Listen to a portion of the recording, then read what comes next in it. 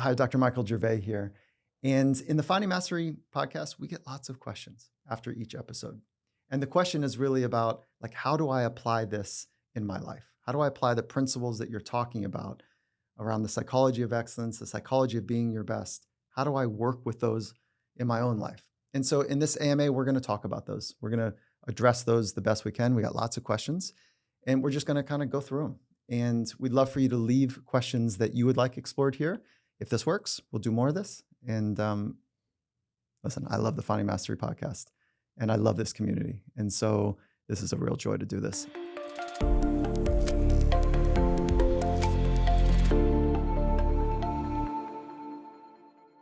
All right. First question is from Ryan. What are the 3 things the average high performer needs to add to the routine? Okay.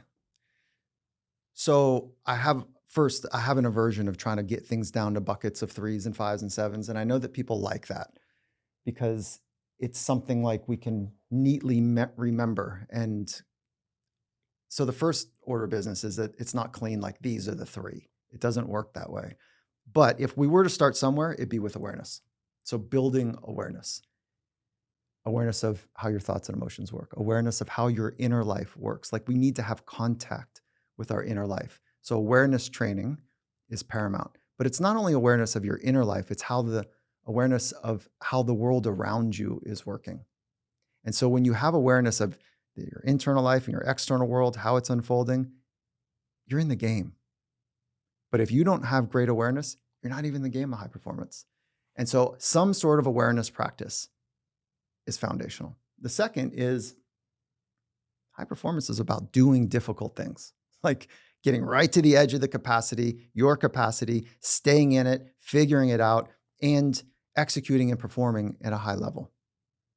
Okay, so to do that, we need to build the capacity to handle ourselves in those moments. So some sort of capacity building process.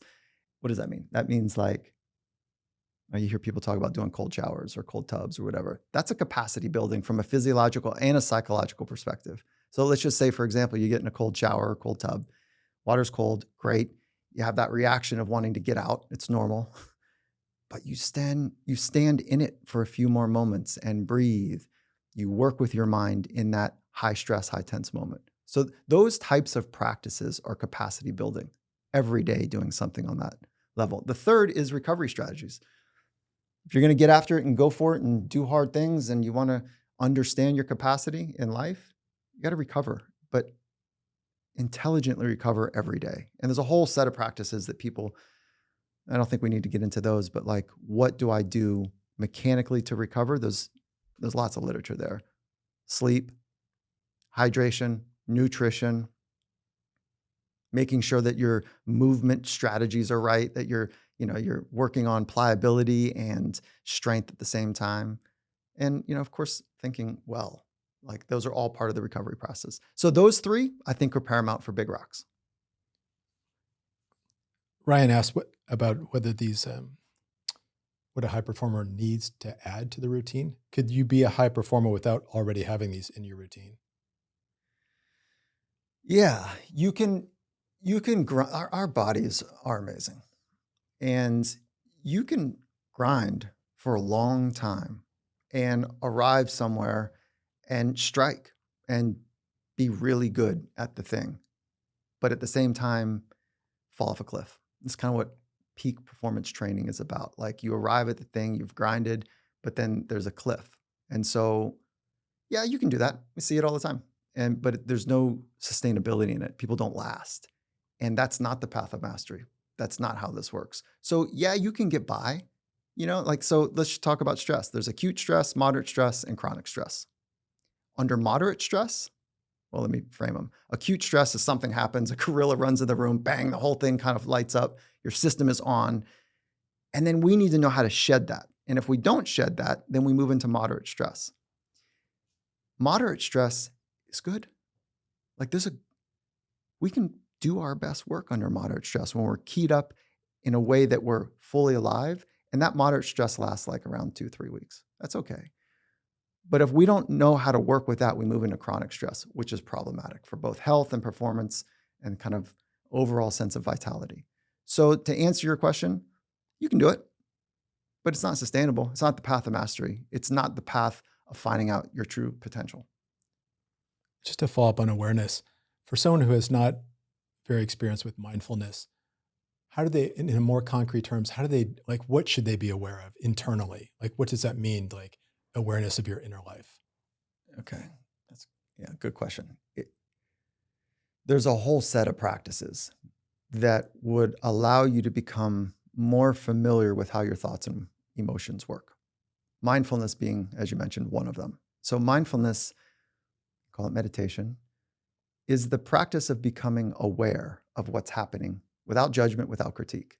And it's typically a sitting practice where you're sitting on a comfortable chair or whatever, or on a pillow cushion, and you're becoming aware of how thought one and leads to thought two and leads to thought three, and how those have impact on emotions.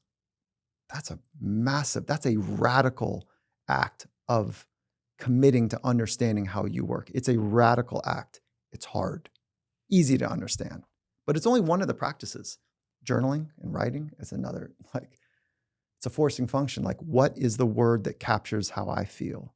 What is the word or the sentence or the stream of thoughts that are capturing something that I'm trying to better understand? So writing and journaling is a powerful process, but not everyone wants to write.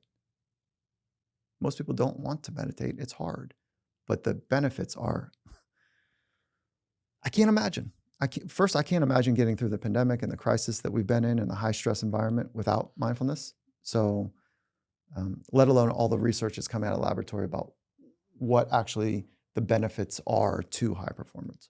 But when you're talking about awareness in one's daily life, awareness of your thoughts and feelings, you're talking about making it a part of the practice of living, not just sitting on a pillow and having an awareness, right? Like, Yeah, that you're on it. So you practice in everything that's a skill. So mindfulness is a skill, it's a state of being, and it's also eventually could be a trait. Okay. So anything that's a skill you can get better at. But the purpose is not to just be better at that skill, but it's to apply it. And certainly to apply it when there's high stress or pressure or a high speed environment. So if you're practicing being more aware in a safe, comfortable, quiet, controlled, if there is such a thing, environment, that's like level one. Level two is that you take those practices and you work them and weave them into your daily life. And so this is not just about being a high performer in challenging moments, but it's about having a deep awareness about how you work and how the world around you is working. And I would be butchering the beautiful tradition of mindfulness to say that's the reason we do it. It's far deeper than that, far deeper. But your point is well articulated. You practice it so you can apply it, period. what are the biggest commonalities between high performers you've worked with? It's a good question. And this is how I started my professional career in sports psychology, to understand how the best in the world work. Are there common threads? I wish there was. There's not one. But the people that I work with and that I've been fortunate to spend time with in the trenches, some of the most extraordinary performers in the world, whether that's sport or arts or operators, like, they fundamentally organize their life towards their purpose. They have clarity about what matters most to them, and then they organize their life accordingly. And so they're not looking for tricks or tips or hacks. They are fundamentally committed to figuring out how good they and their community can take something, how far they can go with it. And that fundamental commitment, it's rare. And this is why I love working with the best in the world. We see them celebrated on the podium. Their flag is flying, and we're like, God, they're so special. It's not the achievement that they've made, which is extraordinary. What we miss is the way that they organize their life for years to go after something that matters deeply. That's available to all of us.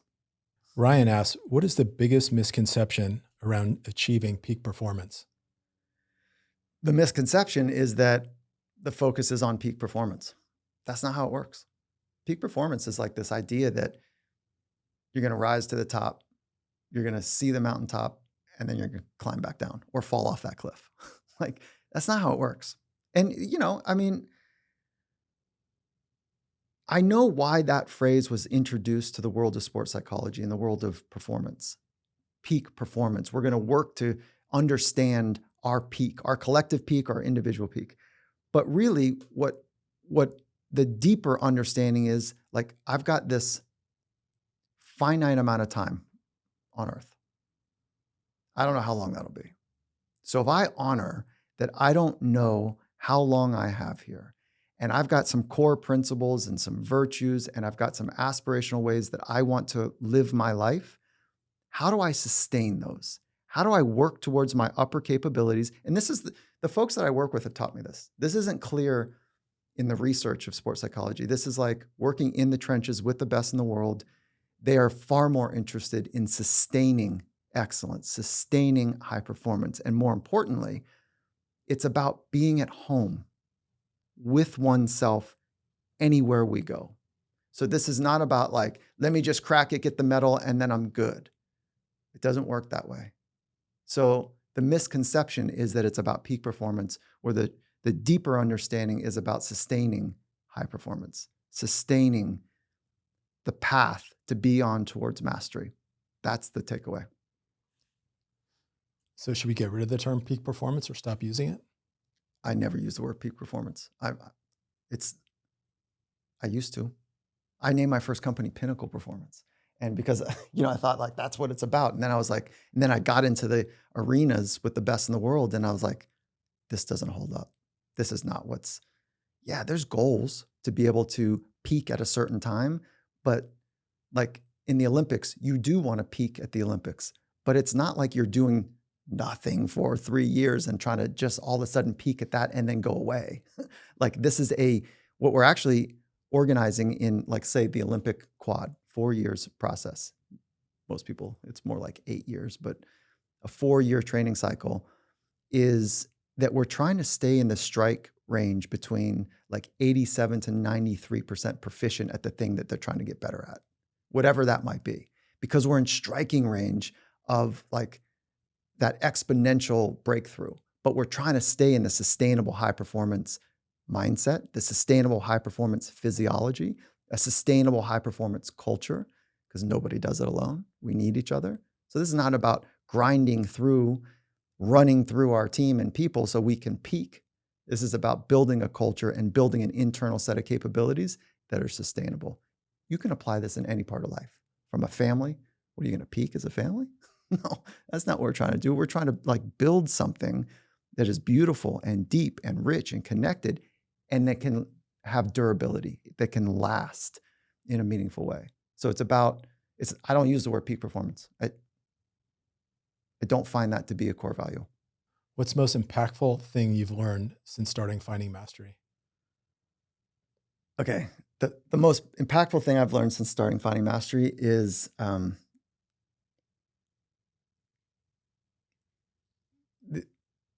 the people that do the extraordinary things that we watch and we know their names and we know what they've done. They're just like us. They've committed in a unique way, and they might be born with some genetic predispositions, but they're grinding. They're working on recovery. They're working on meaning and purpose in life. They're trying to sort it out. They're going through something. We're all going through something. And so I'm reminded of the humanity of the best. And it's not just the badge or the armor that they carry that's so shiny that the rest of us look and go, oh my God, that shiny armor is amazing. Look what they've done with their life. They get real and they say, no, I'm trying to sort it out. I'm trying to learn and figure it out. And I'm going through something too. I love that part of our community. The honesty, like we're all trying to just figure it out. We're all going through something. Alex asked, you talk about FOPO a lot, the fear of other people's opinions. Do people you work with suffer from this? Yeah. FOPO is a real thing now. It's more pervasive than I thought. Yes, 100% people that are best in the world are also struggling with this pervasive, just below the surface obsession with like, how am I being perceived? What are they thinking of me? Am I being okay? Give you a case example. This is he won, I think it was three or four NBA championships. So he was on a team that won 3 or 4. And at one point, we were doing some work. So to be on a team and have 3 or 4 championships, like you're a contributing member of a very special team. And so he leans back one day and we're talking about like anxiety and kind of the things that would make sense. And why do I say make sense? Because like when you're on the world stage, the whole world is watching. It's not just like the 15 people in a boardroom, or it's not the, I don't know, the whole world is watching what you're doing. He pushes back in his chair and he says, you know what, Gervais, I got to catch a case of the fuckets. And so what was he talking about? I got to stop worrying.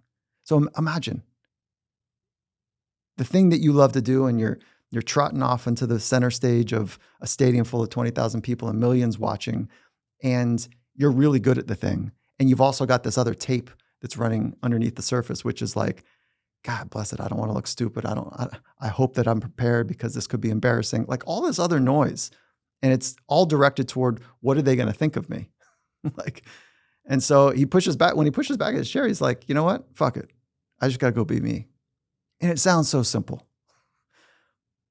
This is one of the best in the world for multiple years in a row. And yeah, I think FOPO is alive for everybody other than the narcissist. I think it's a thing that we all got to wrestle with. In general, how do performers on the world stage deal with FOPO? Like they're being watched, they're being judged, they're being evaluated in the press, they're being scrutinized more than any of us. Do they block it out? Do they work with it? Yeah, same way. I think they work it in the same way, but the ones that are successful, and you think about the world stage,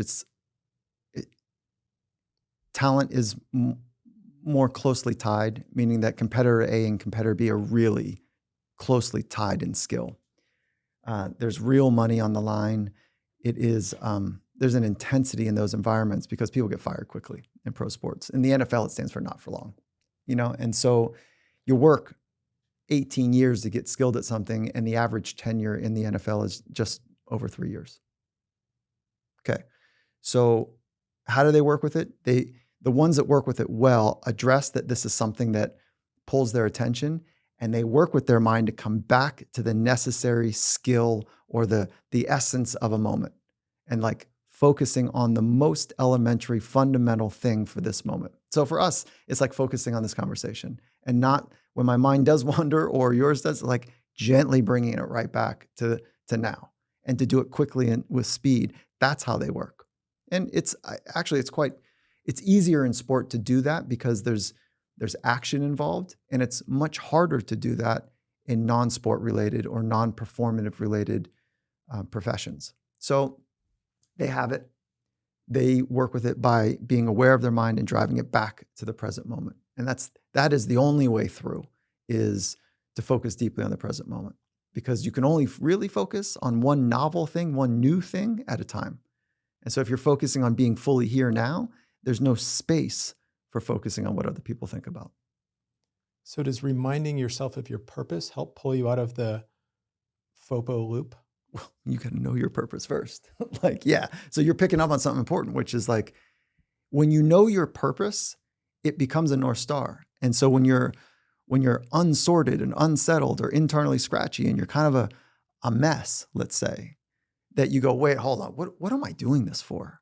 And if you don't have clarity of your purpose, it becomes very difficult to organize your inner life towards something. And so purpose is good. And then let's say you know your purpose, you've done that alone, internal, private work to say, this is my purpose in life. And then before you're about to go on stage or do your thing, whatever it is to say, wait, hold on, that's right. And just kind of remind yourself of why this thing matters so much. And I will say, if the purpose is for self-glory, self-reward, self-riches, it's not big enough. It's not, it can't hold up For a little bit it can, but it just doesn't have the durability to last for the path of mastery.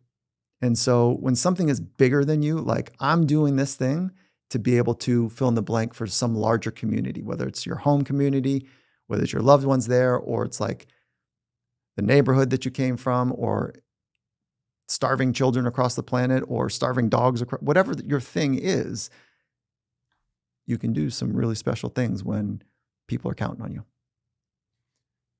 If I'm in the middle of the high school experience and I'm trying to sort out FOPO and my sort of obsession with other people's opinions, like what are the tools? Like how do I handle it? Okay. All right. So we're going to talk to high school athletes right now. So if you're a high schooler and you're trying to figure out where your fingertips end, your body is kind of all over the shop. You're just kind of settling into like, you're just getting past the awkward phase physiologically. So there's so much happening in these adolescent years. From a psychological perspective, you're trying to figure out your identity and by trying on different roles. And so one of the things when you try on a different role to figure out, am I country? Am I rock and roll? Am I punk?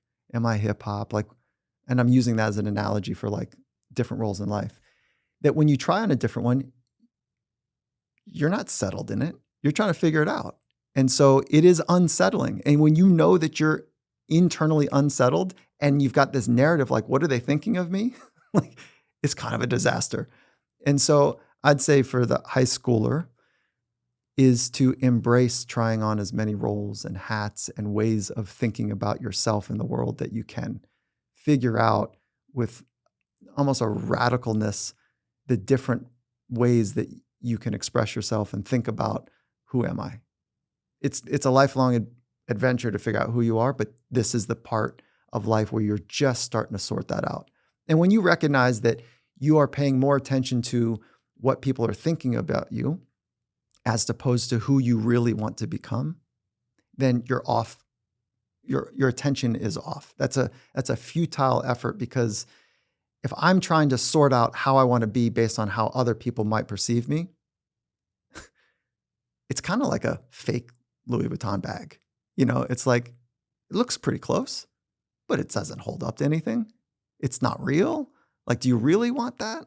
So I'd rather you create something that's completely brand new and authentic to you and is different and weird. Like, I know it sounds simple to say, just be about it. But for the high schooler, that's your job, trying to figure out who are you. It's the beginnings of that adventure. And what happens is if people start to foreclose their identity, they just say, oh, I'm good at athletics. I'm an athlete. Those are some of the most dangerous words somebody can make. I am at a young age, fill in the blank. That's a very dangerous proposition, because then when you go do that thing, your entire identity is at risk. And that's why the fight, flight, freeze, the survival mechanisms kick on right before you step up to the plate, right before you are about to go on and do your thing. It's a really dangerous thing. But if you can say, I'm trying to sort out if I like athletics, and I'm pretty good at it, but what else do I enjoy? So trying on as many roles as possible, I think, is a really important thing. And again, I'll just say it for clarity, is when you're trying on something new and exploring something, you're not good at it. So embrace that, like that learner approach, and be a little messy with it. And the kids that pretend like they got it all together, their crisis is coming. Don't you worry about it. Like, be messy with it, be an explorer, have your life be a little bit like an art gallery of your own, where you're working to create something. Have paint on you, it's on your forehead, it's on your arms, it's a bit of a mess. And, enjoy that process, because it's a really important time of life, is to say, like, I'm just trying to figure it out. I don't know yet. But if you foreclose your identity and say, I am this, you are on a high performance path to getting good at something, but the crisis is coming. Because that thing that you're good at now, it's going to get challenged. And when it gets challenged, it's going to feel more than just the challenge of the sport. It's a challenge of your entire purpose in life, your entire identity. And when you can't do that thing at a high level anymore, that's what happens. That's what happens in every professional league, is that they extinguish or exhaust that identity at an early age. And that's why I say a crisis is coming. Talk why identity foreclosure presents such a threat to the person who identifies with being one thing when you're young. Okay, identity foreclosure is when you say, I am A, and you foreclose your identity on all other options. And you say, I am an athlete. You say, I'm a musician. And that's your thing. Okay. So there's a danger in that because when you go to do that thing, your entire identity is at stake. And so when you step up into the batting box, it's not just trying to manage a fastball. You're managing your entire identity. And that's why the fight, flight, freeze mechanism kicks on and it feels like it's a life-threatening moment. Because what's at stake is the life and the potential of your complete essence. When really it's just like, can I turn my hips? Can I focus on the ball coming out of the pitcher's hand? And can I, make contact? That's the task. That's not life-threatening. So then why would all of this other internal kind of deep agitation of threat take place? Because you have said, this is who I am. And that is too much. It's too much for anybody. So that's the risk of it. Now, the thing that I think is really important to pay attention to is that in the high school years, try it on. Try on a lot of different things. Reserve the right to explore. Reserve the right to make lots of mistakes. Reserve the right to be messy with trying to learn and figure it out. There's nobody in the professional world that doesn't make mistakes. When we watch them on TV, it looks clean. Or we kind of freak out when a mistake happens. How it really happens is when we're about to go out on the field, is that the great coaches and the great athletes say something to each other. They say, I got you. They say, listen, I'm here for you. Let's go. All of that kind of internal team connective stuff is basically saying, you're going to make some mistakes. I'm going to make some mistakes. I got my arm out for you. It's going to happen, but let's do this stuff to our best. And I got your back. The Seattle Seahawks, when I would watch kind of this little moment that would take place, they would grab the Legion of Boom, the defensive players would grab their arms and interlace their legs together. This is before the game would take place. They start rocking back and forth. And there's a lot of energy in this field because they really believed what I'm about to say that they said to each other. We all we got. And somebody else, the whole room or the whole group would say, we all we need. And that same person would say, we all we got. And then the rest of them kind of swaying back and forth with all the intensity you could imagine, we all we need. That type of thing, like, be part of that. I'm not perfect. I'm not trying to be perfect. They're not perfect. They're not trying to be perfect. They're saying, we all we got, so let's take care of each other. Those are the tribes that last. Those are tribes that are like, that's how high performance happens.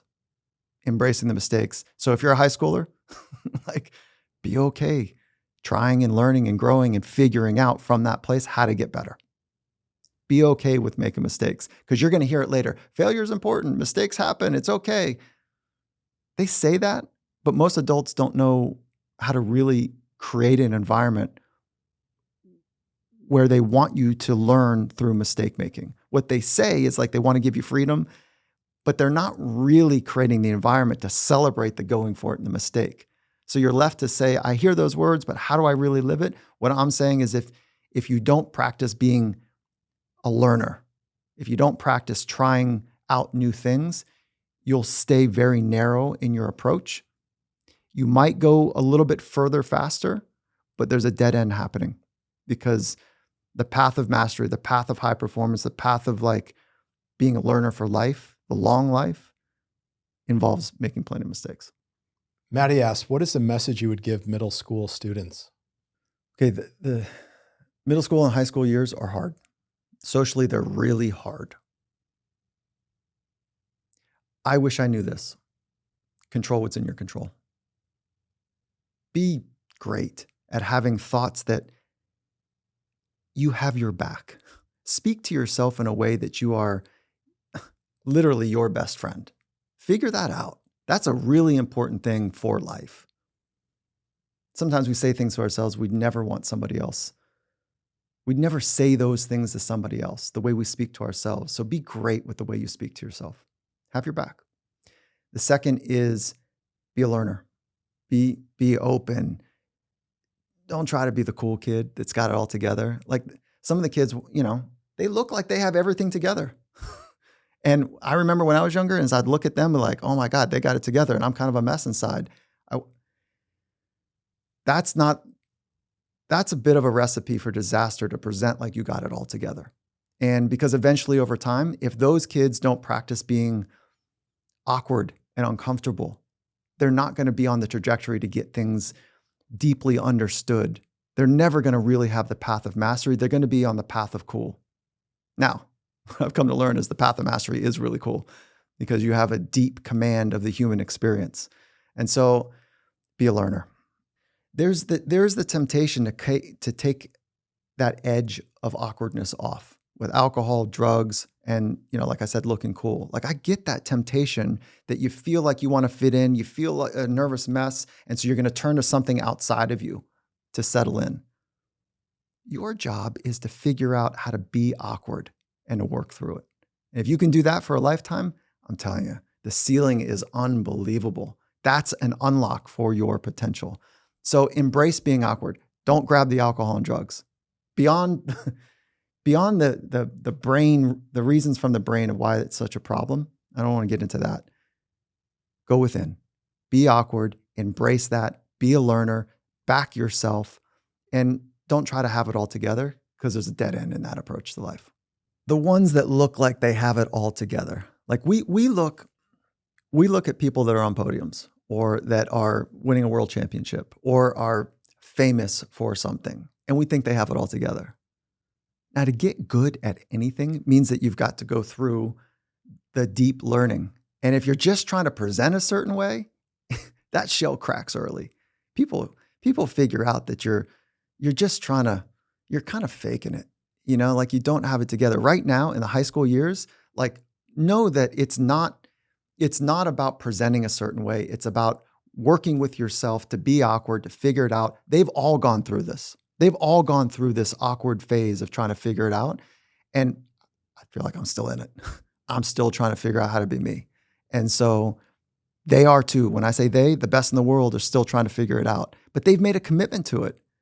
Those that are just trying to front and look cool, it's a short end thing. They get exposed quickly, even in the pros, like they don't last. And so it's a great time to make these fundamental commitments to yourself. Control what's in your control. Be a learner is what that means. That's an attitude towards like getting better or understanding something. Back yourself with the way you speak to yourself. Like be your best friend, be your best coach. Like that kind of self-talk thing this is a great time for it. And then, know that people that are trying to figure it out, those are the ones that end up being the coolest kids on the planet because they're really good at stuff.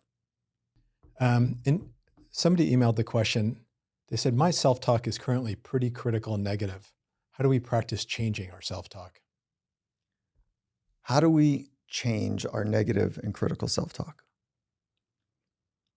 Okay, I'm going to give you something that's going to sound simple as an approach. And this is evidence-based, it's research-based, and it's something that has held up with the folks that I work with, the best in the world. This is how it works.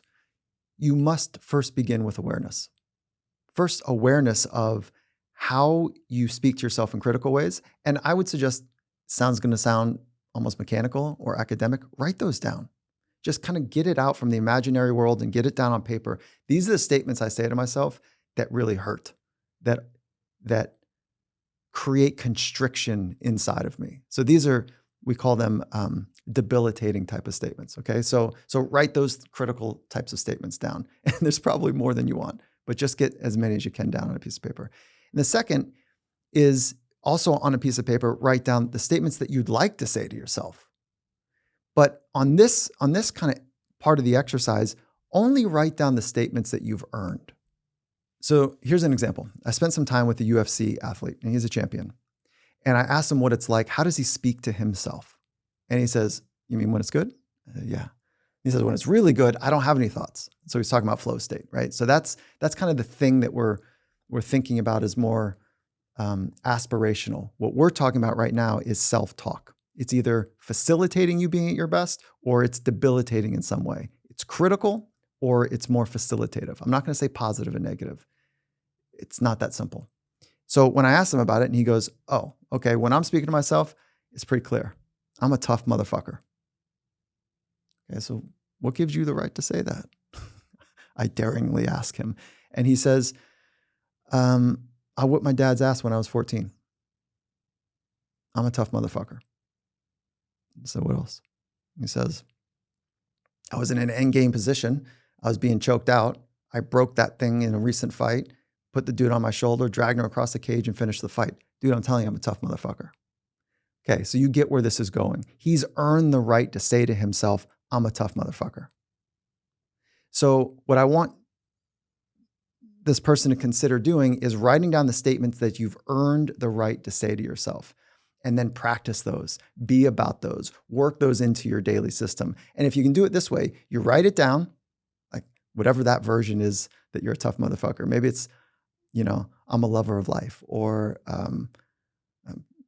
I get things done, or I'm a great mom, whatever it might be. Then for then right next to it, 3 reasons that give you the right to say that.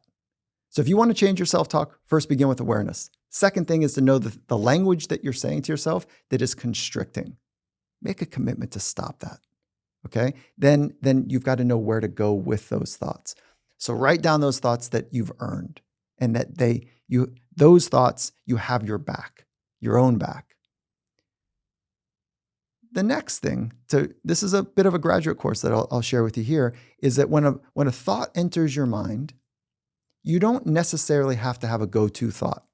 But when a thought enters your mind that is constricting in some way to you, critical, judgmental, it's got a bite to it, it's mean, that you say to yourself, oh, I see you. I'm not going to entertain this. I'm not going to water that seed. I'm going to let that pass like a floating cloud. That's a train that I'm just going to let go by. Whatever that kind of fun little way of working with that thought is, it's a hello and goodbye. And then drive your attention back to the present moment. Whatever the task is right now. It could be listening, it could be writing, it could be whatever it is that you're focusing on, and drive your attention there. And then when your mind wanders again to some critical, negative, judgmental statement, go, oh, I see you again, but I'm not going to water that. I'm not going to water you. Come right back to the task at hand. A mentor of mine made it really clear to me.